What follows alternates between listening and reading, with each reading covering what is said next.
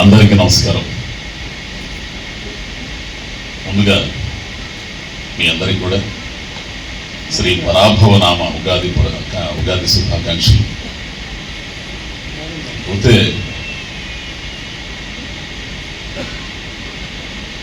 నన్ను అనవసరంగా పెద్దోడిని చేస్తున్నారు, పొగిడేస్తున్నారు. ఇది కరెక్ట్ కాదు. నేను మామూలు చిన్న నటుడిని. ఈ దండలకి పురస్కారాలకి వీటిలన్నిటి కూడా అతీతంగా ఉంటాయి. మరి ఎందుకయ్యా ఒప్పుకున్నావు, ఇక్కడికి ఎందుకు వచ్చావు అంటే ఇది నా ఒంగోలు.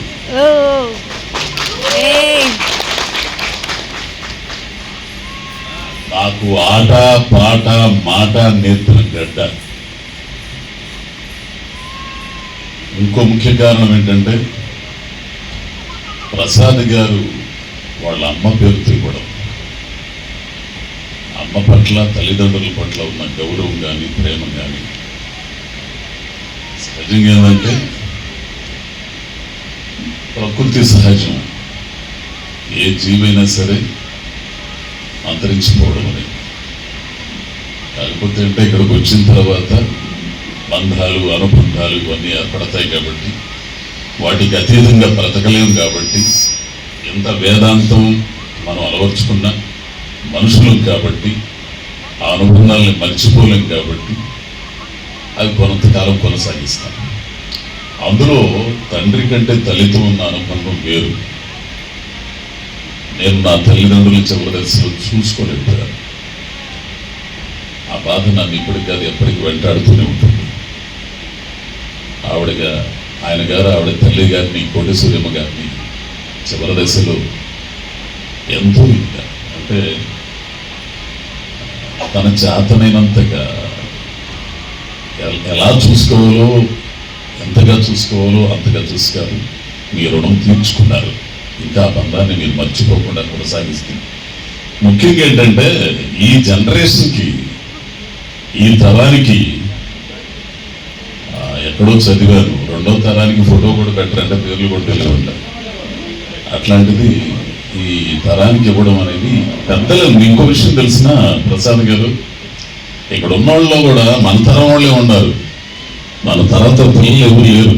ఇది గుర్తించడానికి మన బాధ్యత ఏంటంటే నువ్వు ఎక్కడికి వెళ్ళి వచ్చావు అని మీ ఇంట్లో ఎవరన్నా అడిగితే, ఒరే ఇట్లా ప్రసాద్ గారు కోటి సూర్యం అని వాళ్ళ అమ్మగారు ఉన్నారా, వాళ్ళ అమ్మగారి తరఫున పురస్కారాలు ఇస్తున్నారు, గారి తరఫున ఇచ్చి అమ్మగారి తరఫున ఇవ్వడం ఏంటనేది మీరు కొంచెం చెప్పండి పిల్లకాయలకి, ఎందుకు ఇవ్వాల్సి వస్తుంది అనేది కూడా. తల్లిదండ్రుల పట్ల ఆ బాధ్యత, ఆ ప్రేమ లేకపోతే వాళ్ళు తల్లిదండ్రులు అయిన తర్వాత ఇదే గత పెట్టిద్దరు మీకు కూడా అని చెప్పండి. ఇకపోతే నేను ఈ పురస్కారాలకి దీనికి అర్హుడి కాదు. ముఖ్యంగా చెప్పాలంటే నేను ఏదో మామూలు చిన్నట్టుంది. వాళ్ళ అమ్మగారి పేరుత జీవిత సాఫల్య పురస్కారం అందించే స్థాయిలో నేను లేను, అందుకునే స్థాయిలో నేను లేను. అందించే స్థాయి ఆయనకున్నా కానీ లేను. ఎందుకంటే నేను చిన్న నటునండి. నేను నడిచి వచ్చిన దారి ఒక్కసారి వెనక్కి తిరిగి చూసుకుంటే నేనేనా అనిపిస్తుంది. ఇదంతా నిజం కాదేమో భ్రమ అనిపిస్తుంది. కానీ అంతరాత్మ సాక్షిగా ఆలోచించుకుంటే నేను కొద్ది గొప్ప సాధించగలిగాను అనిపిస్తుంది.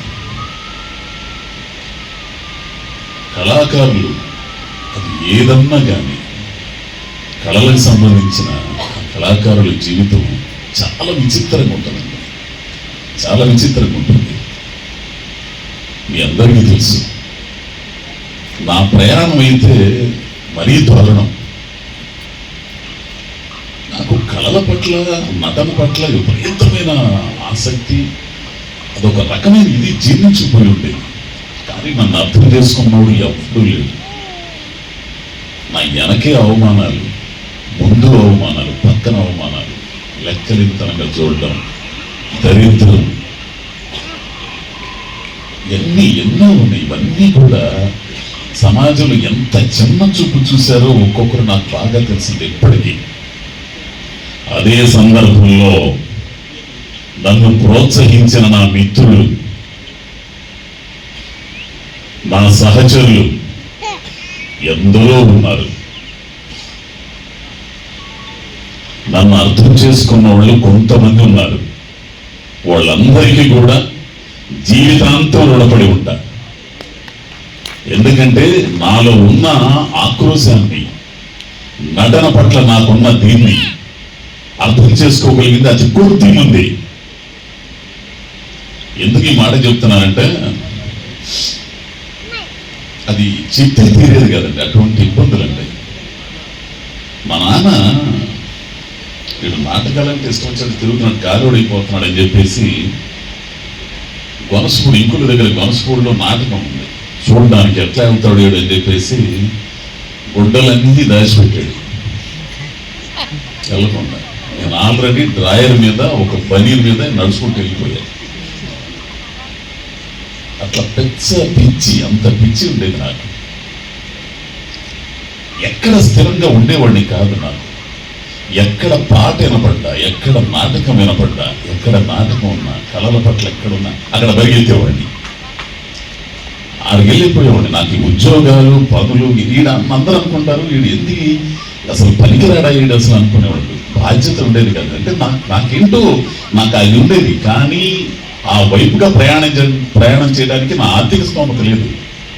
కూలి కుటుంబం, ఎవరికంటే వీళ్ళు కళాకారులు అంటే వాళ్ళతో పరిచయాలు. అన్నం ఆకలి అయితే ఎవరినన్ను అడగటం, అన్నం అంతే. ఆఖరి బుడబుక్కల వాళ్ళ దగ్గర కూడా కూర్చొని అన్నం తిన్నవాడిని తెలిసిన రైల్వే స్టేషన్లో. నాకంతా దాని గురించి ఆలోచన. నాటకం, నటన ఎన్ని చూశానండి. ఎంవిఎస్ హరినాథరావు గారు, ఇసుకపల్లి మోహన్ రావు గారు వీళ్ళు వేసిన నాటకాలు కానీ ఇవన్నీ కూడా ఒంగోలులో కానీ చుట్టుపక్కల అందరూ కూడా. అయితే నన్ను అర్థం చేసుకొని, నన్ను ప్రోత్సహించి, ఆఖరికి నా బ్రతుకి ఒక మార్గం చూపించిన స్నేహితులు, పరిచయస్తులు, వీళ్ళందరి పేర్లు చెప్పుకుంటూ వస్తే పెద్ద లిస్ట్ అవుతుంది.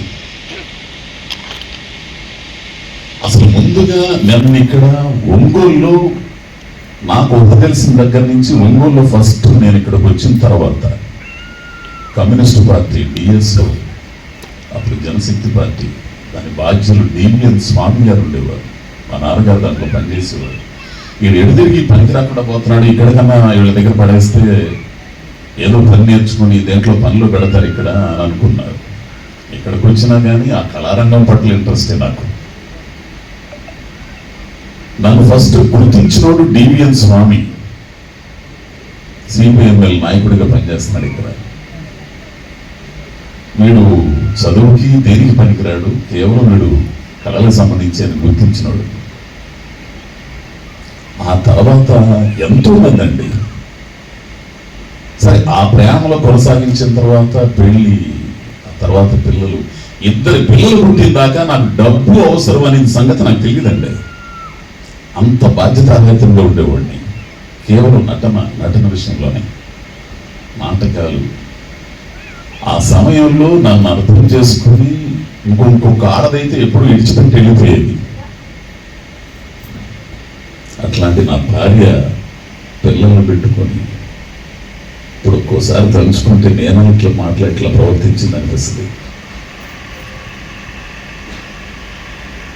ఈ చిన్ని ప్రస్థానాన్ని చేరుకోవడానికి, ఈ చిన్న గమ్యాన్ని, ఈ చిన్న గుర్తింపును చేరుకోవడానికి నాకున్న పరిస్థితులు, నా ఆర్థిక స్తోమతలు ఎటు జీరో. కానీ నన్ను ఇక్కడ దాకా తీసుకొచ్చింది కేవలం స్నేహితులు, పరిచయస్తులు. అందుకే చెబుతారు, నువ్వు ఎంచుకునే సర్కిల్ని బట్టే నీ సక్సెస్ ఆధారపడి ఉంటుంది. నువ్వు ఒక హంబక్ సర్కిల్ తోడైతే నీకు తెలియకుండా నువ్వు పెద్ద హంబక్ అయిపోతావు. వెనక దీన్ని చూసుకుంటే చీకటి ఉంటుంది, ఎటు వెళ్ళాలో తెలియదు. నువ్వు ఎవరితో ప్రయాణం చేస్తున్నావో ముందులా అర్థం చేసుకోవాలి. ఇక్కడికి వచ్చిన తర్వాత ఒంగోలు, ఇదిగో ఇక్కడే ఉన్నాడు ఆయన, ఏడు శివగారు, ఈదుపల్లి శివగారు, రక్షక భటులు అప్పుడే సీరియల్ చేశాడు ఆయన. ఆయన ఎంటపడి తిరిగేవాడి, ఏదన్నా చిన్న వేషం ఏంటన్న వేషం ఏంటన్న. ఎన్ని చెప్పాలి.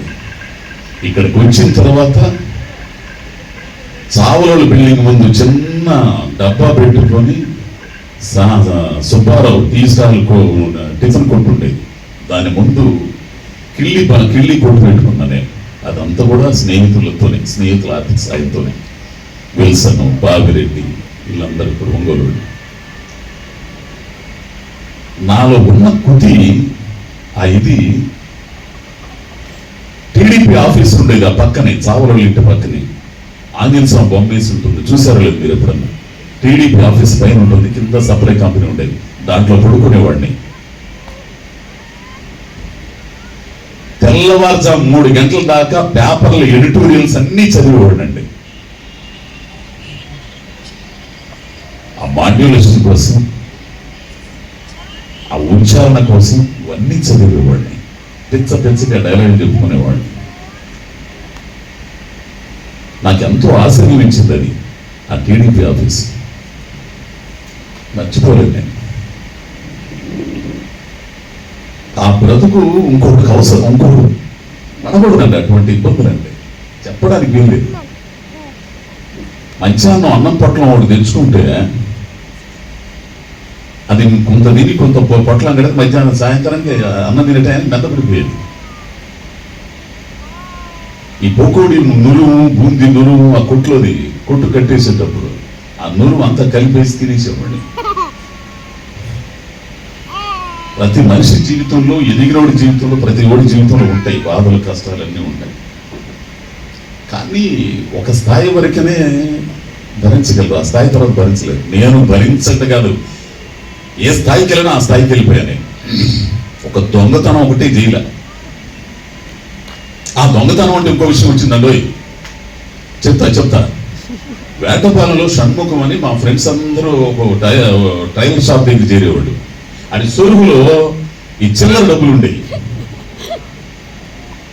ఈ తాతా కళ్యాణ మండపంలో నాటకాల పోటీలు పెడితే ఆ చూడడానికి నాకు ట్రైన్కి రావడానికి ఛార్జీలు. ఇటు షాప్ టీ తాగడానికి వెళ్ళి అన్నా నువ్వు ఉండంటే ఉండా. తీరా చూస్తే అందులో ఒక 20-25 రూపాయలు ఉండే చిల్లరి. అది డబ్బే. ఇప్పటికి చదువుతుంటా షణ్ముఖంతో. ఈ షాపులో దొంగతనం తెలుసు, షణ్ముఖం గాడు దొంపేశానురా. ఆడప్పుడప్పుడన్నా ముందు వేస్తుంటే నా దగ్గర దొంపేసావు, ఒక క్వార్టర్ ఏది ఇట్లా అంటుంటాడు. ఇట్లా ఎన్నో సంఘటనలు. ఇక్కడికి వచ్చిన తర్వాత కర్నేటి రవి నమస్కారం రండి. కర్నేటి రవి అని లాయర్ కర్నేటి రవి సిటీ కేబుల్కి పరిచయం చేశారు. ఫస్ట్ న్యూస్ రీడర్ గా స్టార్ట్ అయింది నా ప్రయాణం. Chirala city cable. అక్కడి నుంచి ప్రయాణం ప్రోగ్రామ్ డైరెక్టర్ అయ్యారు. Vijayawada city cable programme director. అక్కడి నుంచి హైదరాబాద్ ప్రయాణం. ఆ హైదరాబాద్ ప్రయాణం వెళ్ళిన తర్వాత, హైదరాబాద్ లో కాలు పెట్టిన తర్వాత 3 నెలలు తెలిసిపోయింది మనం దారిలోకి వచ్చామని. ఇది మంద కాదు. రమ్మన్నోళ్ళందరూ కూడా చేయించారు. నువ్వురా, బ్రహ్మాండమైన ప్రపంచం ఉంది అక్కడ, నీ టాలెంట్ అసలు ఎట్లా ఉంటుందో తెలుసు, రారా బాబు అని చెప్పిన వాళ్ళందరూ కూడా వచ్చానన్నా కానీ అని వెళ్ళిపోయారు. అక్కడ నాకు ఆశ్రయం ఇచ్చింది మళ్ళా కమ్యూనిస్ట్ పార్టీ. ఆ కమ్యూనిస్ట్ పార్టీకి సంబంధించిన బాధ్యులు చందన స్టూడియో 5 సంవత్సరాలు అక్కడ ఉందా చుమ్ముకుంటా అడబెట్టింది తింటా చిన్న వేషాలు వేసుకుంటా. టాలెంట్ గుర్తించగలిగినోడు దేవుడు అండి. బాపు గారు గుర్తించారు భాగవతంలో నరకాసురుడితో. ఆ తర్వాత ఈడొక నటుడా అని అప్పుడు చూశారు. ఆ తర్వాత సీరియల్స్, ఆ తర్వాత ప్రయాణంలో సీరియల్లు చేస్తుంటే ఎంతకాలం భరిస్తారు మనల్ని. ఈ పక్కన ఉంటే అందరు కనపడట్లేదు, వీడికి ఏం వేషం చేయాలి పక్కన పెట్టేశారు. ఒరి బాబు డింకిలు కొడుతున్నాయి కొండలు నాయన, రెంట్లు కట్టుకోలేకపోతున్నాను, ఆకలి అవుతున్నారంటే ఏదో చిన్న వేషాలు. అందరు ఏమన్నా సినిమా ఫేస్ నీ వెళ్ళిపో, సినిమా ట్రై బొమ్మ ట్రై చేసేది. ఆడ ఇక్కడ గతి లేకపోతుంటే ఆ టైంలో పూరి జగన్నాథ్ గారు ఒకే ఒక్క ఫోటో చూశాడు నాది. జ్యోతిలక్ష్మి పిలిపించాను కదా, నాకు ఒక విచిత్రం అనిపించింది ఇప్పటికి కూడా. జ్యోతిలక్ష్మి సీరియల్లో సినిమాలో విలన్ వేషం చేస్తుంటే పూరి గారు ఎరగదీసేస్తున్నారు విలనం.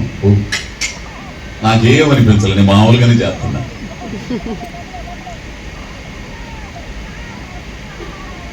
ఆ తర్వాత ఆయన పూరి జగన్నాథ్ గారు ముద్రేసిన తర్వాత ఓహో ఈడొకడు విలన్ ఉన్నాడు, ఇక అక్కడి నుంచి బిగినింగ్ ప్రయాణం.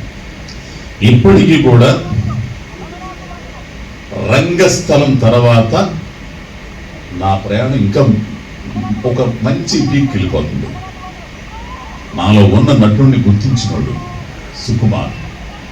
దీనికంటే ముందు సుకుమార్ గుర్తించడానికి నాకు తమిళంలో విచారణ అనే ఒక సినిమా వచ్చింది, ఆస్కార్కి నామినేట్ అయింది 2016లో. అది చూసి సుకుమార్ గారు పిలిపించారు. ఇందాక అన్నారు మన చిరంజీవి ఇది ఫ్యాన్స్ అసోసియేషన్ నాయకులు.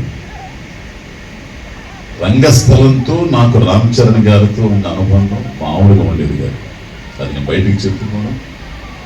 అది నన్ను ఆయన ప్రేమించే తత్వం కానీ అవన్నీ కానీ. రంగస్థలంలో ఫైట్లో మోకాలు లెగ్మెంట్ అయిపోయింది, పడిపోయింది, ఆయనే పట్టుకుని తీసుకొచ్చి మన ప్రతి షూటింగ్లో కూడా ఎంతో ఆప్యాయత వేరండి. నాకు అది నిజంగా నా అదృష్టం. రామ్ చరణ్ గారు కానీ మన పుష్ప అర్జున్ కానీ అల్లు అర్జున్ గారు కానీ నా మీద చూపించే ఆప్యాయత. నేనే ఎంతవరకు ఉండాలో అంతవరకు యువతలకు వచ్చేస్తాను. నన్ను అది చెప్పేది కాదు అసలు. నాకు ఇది అజయ్ ఘోష్, నేను ఆ సినిమాలో ఓరకు నిలబడ్డా కానీ నాకు నిలబడాలంతే. నేను రామ్ చరణ్ గారి సినిమాలో సుకుమార్ గారు అయితే నువ్వు లేకుండా సినిమా దేని అన్నాను అన్నాడు. అది సాధించదు చాలు నాకు. అయితే నేను ఎవరి దగ్గర పోయి సినిమా కావాలి, సినిమా చెప్పండి, సినిమా చేయండి అడగాల్సిన అవసరం లేదు నాకు. నేను నటుడిని ప్రూవ్ అయిన తర్వాత నేను ఇంకా పోయేసి చేతులు కట్టుకుని నిలబడాల్సిన అవసరం లేదు. నాకు బలుపు ఉంది. నేను నటుడిన సంగతి మీ వాళ్ళందరికీ తెలుసు. నా అవసరం ఉంటే సినిమాకి ఖచ్చితంగా పెట్టుకుంటారు. ఓ చేసేయాలి నాకు తృప్తినిచ్చేవి కూడా ఏం లేవు. అయితే ఎంపీ గారు వస్తున్నారటుంది.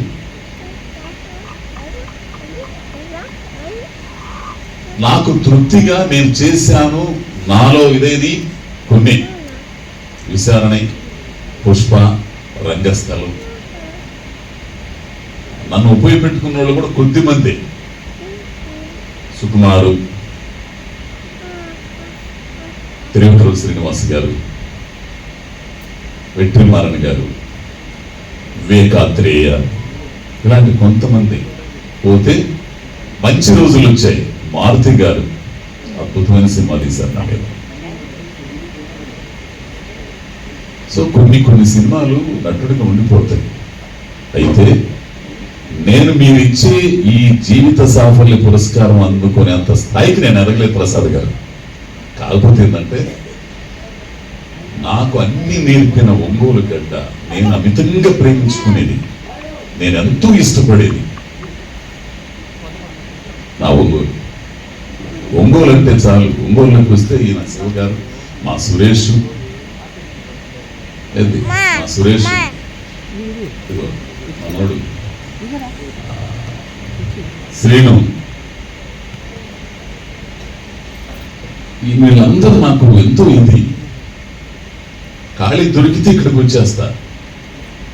నేను ఒప్పుకోవడానికి కూడా కారణం అది. నేను మనగూడ ప్రసాద్ గారితో చెప్పాను, నేను బాగా అంటే ప్రయాణాలు నేను ఎంత దూరమైన కారులో వెళ్ళిపోతే విమానాల్లో వెళ్ళను. నాకు అసలు ఆ కల్చర్ నా వల్ల కాదు. అది అసలు ఆడొక గంట సేపు వెయిట్ చేసి వాడి కింద పైన తెదికి మనం ఏది బాంబులు తీసుకెళ్తానట్టు ఇచ్చేసి మన డబ్బులు చూపేసి బానిసలు తీసుకెళ్తాను నా వల్ల కాదు. ఉంది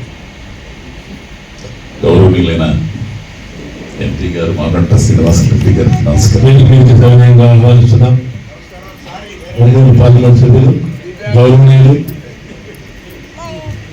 మామూలు శ్రీనివాసరెడ్డి గారిని స్వయంగా సభ్యులుగా ఆహ్వానిస్తూ దాన్ని సత్కరించవలసిందిగా కోరుతున్నాం. అదేవిధంగా ఒంగోలు పట్టణ one town circle inspector Y Venkateswararao గారిని వేదిక కోరుతున్నాను. వారి దారిలో ఉన్నారు. మాట్లాడండి సార్. కాకపోతే ఏంటంటే సో నేను మీ పురస్కారం అందుకునే స్థాయిలో నేను లేను. నేను ఏదో చిన్న నటుడిని. కాకపోతే ఏంటంటే నాకెంతో ఇష్టమైన ఒంగోలు, నాకు ఆట పాట మాట నేర్పిన ఒంగోలు, నన్ను ఒక నటుడిగా తీర్చిదిద్దేందుకు బీజాలు వేసిన ఒంగోలు, ఈ ఒంగోలు గడ్డ మీద నా మనుషుల మధ్య, నా అనుకునే వాళ్ళందరి మధ్య, నన్ను ప్రేమించే వాళ్ళ మధ్య, ముఖ్యంగా ఇంకోటి ఎవరైనా గెస్ట్లుగా వస్తున్నారంటే దామచర్ల జనార్దన్ గారు అన్నారు, మాగుంట శ్రీనివాసరెడ్డి గారు అన్నారు. దామచర్ల జనార్దన్ రెడ్డి గారితో నాకు అంతగా పరిచయం లేదు. శ్రీనివాసరెడ్డి గారు అయితే నాకు, ఎందుకంటే మా సురేష్ 2-3 సార్లు వారిని కలవడానికి ఎంతో ప్రయత్నం చేసినా కానీ నాకు కుదరలేదు. ఆయన వస్తున్నారు అంటే చాలు నేను వచ్చేస్తానయ్యా నేను. ఎందుకంటే కొందరు మనుషుల తత్వాలు వేరండి. ఎంత సంపాదించారు, ఎంత కోట్లు సంపాదించారు ఇవన్నీ కాదు. మనిషిగా ఒక తత్వం ఉంటుంది ప్రతి ఓడికి. మనం అన్నం తినేసి మంచం మీద పడుకునేటప్పుడు అంతరాత్మ ఉంటుంది కదా, అది అప్పుడు అడిగింది మనం ఏం చేసాము, ఈ రోజు మనం ఏం చెప్పాము, ఏం చేసాము. ఒక నిజాయితీ గల మనిషి అంటే ఆయన. అది మాత్రం నాకైతే తెలుసు. ఏం చెప్పగలవే ఆయన నిజాయితీ అంటే నాకు తెలుసు. అది మీ అందరికీ మీరు గుడ్డలు చేసుకుని చెప్పుకోండి. ప్రస్తుతం ఉన్న రాజకీయాల్లో ఆయన అయితే పనికిరాడు. నేను చెబుతున్నా కదా, ఆయన మనస్తత్వం గత్యంతరం లేని పరిస్థితుల్లో తప్పితే ఉండాలి. సో వాళ్ళందరూ వస్తున్నారంటే నాకు జనార్దన్ రెడ్డి గారితో నాకు పరిచయం. ఆయన ఈ ఒంగోలు తీర్చిదిద్దడంలో చాలా ముందున్నారు ఆయన. మా తమ్ముడు ఇక్కడ ఒంగోలు నెల్లూరు బస్ స్టాండ్లో టిఫిన్ బండి పెట్టుకుని ఉంటాడు. ఇది అమ్మ ఏంటో మళ్ళీ చేస్తున్నాడు అన్న ఒంగోలు, అసలు ఆయన వచ్చిన తర్వాతనే ఉంటుంది అన్నట్టు. నిజం అట్లానే ఉంది ఒంగోలు.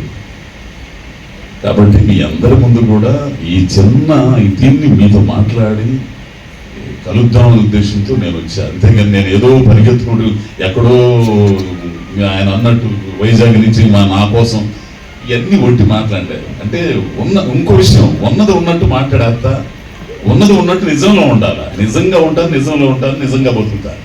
ఇంకొక ఆయన అడిగారు, ఈయన ఎవడి మీ డ్రెస్ కోడ్ ఏమంటే నాకేం అర్థం కాదు. ముడ్డి మీద లొంగి చిరిగి ఇదే గాంధీనగర్ రోడ్లో బేల్దార్ పని చేసుకున్నాడు నేను.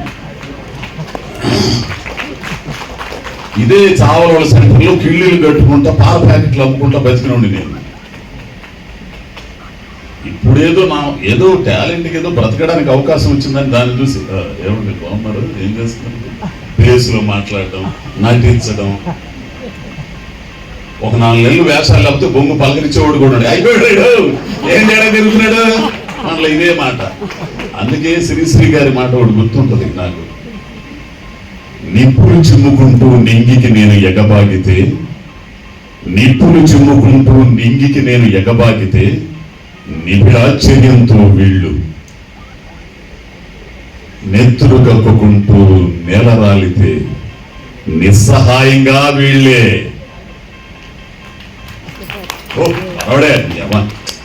అజయ్ గారి గురించి ఎప్పుడు అనుకున్నారా? వాడికి ఎప్పుడైనా సాధిస్తాడరా? ఏదైనా తేడా గాలి నా కొడుకు చెప్పిమంటున్నాడా? వానికి మళ్ళీ నా కొడుకు డ్రామాలు, నాటకాలు, గాలి అని చెప్పేసి ఇన్ని మాటలు ఇన్ని అనిపించుకున్నాను సార్ నేను. నిజంగా నేనేమంటానంటే, నిజంగా పిల్ల తత్వంతో పిల్ల తరహాగా చేసే శాస్త్రాలు వేరు, నిజంగా మనసులో ఉండి దాని పట్ల, నటన పట్ల, కళల పట్ల ఉండే ఇంట్రెస్ట్తో ఉండేవాడు తీరు వేరు. వాడికి అబద్ధాడడం చేత కాదు, బతకడం చేత కాదు, వ్యాపారం చేత కాదు, ఎట్లా బతకాలో కూడా తెలియదు వాడికి. ఆ చప్పట్లు ఇందా కొడుతున్నారే, ఆ చప్పట్లు అయ్యే లోన చినిపోయింది, చిల్లు పడ్డ పని పైన పూసలు కొట్టుకోవడం వేసుకుంటారు. ఇదే బతుకు. కాబట్టి నేను మీ పిల్లలు కూడా టాలెంట్ ఉంటే మాత్రం ప్రోత్సహించండి. శరీరానికి డాక్టర్ ఎంత అవసరమో మనసుకి యాక్టర్ కూడా అంత అవసరమా తెలిసిన. ఇప్పుడు అటువంటి యాక్టర్ పెట్టిన పార్టీ ఈరోజు రూలింగ్ చేస్తుంది మనల్ని. కారణ జన్ముడు ఎన్టీ రామారావు గారు తెలుసా? సో మీ అందరితో ఈ 4 మాటలు పంచుకోవడానికే నేను వచ్చాను. నాకు మా అమ్మయ్య నాకు ఒకటైతే నాకు ఆనందం నిండా అనిచి ఆయన అదే అడుగుతున్నా, ఎప్పుడు వస్తారండి ఆయన ఎప్పుడు వస్తారండి అంటే నాకు 2-3 సార్లు తమను కలిసే అవకాశం వచ్చినా కలవలేకపోయానయ్యా నేను. సో పోతే నేను ఇదిగో మళ్ళీ ఇంకోసారి చెబుతాను, ఇప్పుడు ఓపెనింగ్ చెబుతాను, నేను ఇట్లానే ఉంటానండి, ఇట్లానే ఉంటా. సినిమా ఉన్నా ఇట్లా ఉంటా, లేకపోయినా ఇట్లానే ఉంటా, ఏమున్నా ఉంటా. మళ్ళీ సినిమా లేదనుకో మళ్ళీ ఆటపాలెం లేకపోతే ఒంగోలు వచ్చి బేల్దారి పని చేసుకుంటా, అదిగో లేకపోతే ఆయన చెరువు దగ్గర పోయి కాపులా ఉంటా. నాకు బేషజాలు లేదు, నాకున్న ప్రతిభను గుర్తించే అవకాశం ఇచ్చారు కాబట్టి దాంట్లో ముందుకెళ్తున్నా. ఇది నా సైకాలజీ అండి. అందరు ఇట్లా ఉండాలని లేదు. నేను ఏంటంటే జీవితాన్ని చూసి అన్ని చూసేసిన తర్వాత ఇంకేముందండి బొంగ ఏముండదు. అది సార్ దయచేసి నాకు ఈ అవకాశం ఇచ్చి నన్ను మీ అందరూ ప్రోత్సహించి ఇందరు పెద్దలు అందరూ మీతో పోల్చుకోండి చాలా చిన్న ఉంటాడు. నేను చాలా అన్నింటిలో నేను చాలా తక్కువ, కానీ నటన విషయంలో మాత్రం వస్తే పోటీకి వస్తాను, ఇదైతే మాత్రం నిజం. సో ఈ పరాభవనామ ఉగాది పర్వదినం మీ అందరి జీవితాల్లో కష్టాలను ఎదుర్కొనే ధైర్యాన్ని, సుఖాల్లో కుంగిపోకుండా దుఃఖాల్లో కుంగిపోకుండా ఒక స్థిత ప్రకృతినిచ్చే మనస్తత్వాన్ని, జీవితం పట్ల మనిషిని ప్రేమించే తత్వాన్ని, జీవితం పట్ల ప్రేమించే తత్వాన్ని ఉంచాలని, ఆ విధంగా ముందుకెళ్ళాలని మీరందరూ కోరుకుంటూ అతిథులందరూ కూడా వాళ్ళు కూడా శుభాకాంక్షలు అందజేస్తూ మీ అందరి దగ్గర సెలవు తీసుకుంటున్నాను. నమస్కారం స్వామి.